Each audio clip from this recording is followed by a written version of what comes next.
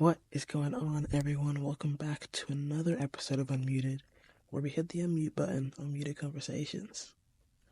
Episode 3, baby, here we are. Thank you so much to everyone that's been tuning in so far. I appreciate all the love on YouTube, Spotify, Apple Podcasts, and even Instagram too, and the super kind messages I've gotten saying that something I said in an episode really hit home in all the best ways, and it's truly heartwarming for me, and I'm so glad to be able to help. But today, I want us to explore a concept that might seem a little counterintuitive at first, and that is embracing the stuck. It might sound strange, but I hope as you listen to this episode, I'm able to paint a clear picture of what it is I mean. So stick with me, bear with me, and let's hit the unmute button. I want you to think about a time in your life when you felt stuck. Maybe it was a job that felt like a dead end, or a relationship that seemed to take 2 steps back for every step forward, or perhaps even a creative process that left you feeling really uninspired. Maybe you're something like me and you achieved something that you thought would bring you joy or a sense of accomplishment. Dream job, dream body, dream home. And at the end of the day, when the curtains closed, you still didn't feel fulfilled. You still felt stuck. Well, I'll pose a question. What if, instead of resisting, we welcomed?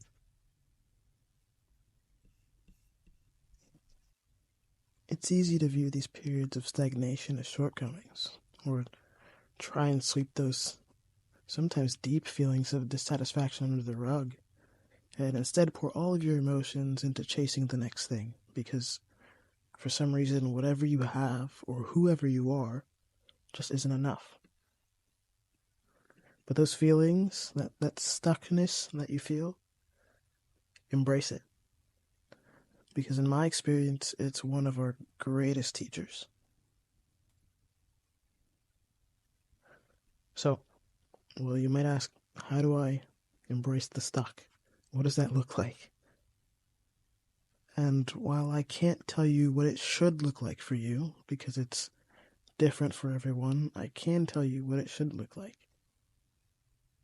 What I thought it should look like, and I later found out that I was wrong.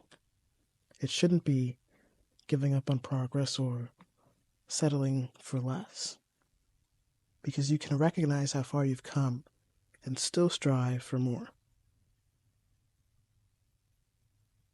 But don't worry, though I'm not going to leave you empty-handed. I'm going to give you a few ways that you can practice embracing the stuck that I actually use in my own life.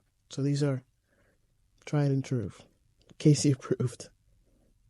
And that first way is mindfulness. Arguably, in my experience anyway, the most effective method. And for me, it was prayer, it was meditation, or journaling. And it can look similarly for you, or it can look like going on a walk and paying extra attention to the nature around you. It can look like putting on your favorite song, and instead of dancing around the room, maybe you just sit down and take it in. Every chord, every riff, every melody, every strum of the violin, or every note of the drums. You could talk to someone, seek support, talk to a friend, family member, partner, professional, whoever you trust to support you, not in the way that they want to, but in the way that you need them to. And the third piece of advice, the third tip is to break down your big goals into smaller chunks. Sometimes our lofty goals can look like mountains, but if we break them down, then we can just start by climbing one hill at a time. This episode was short and sweet, but I hope I painted a clear picture like I promised earlier. Embracing the stuck, though, is an ongoing process, and it requires an intentional mindset shift, but I can promise you this. It'll be one of the most worthwhile mindset shifts you'll ever make. With that being said, thank you for joining me, and I'll see you next Thursday.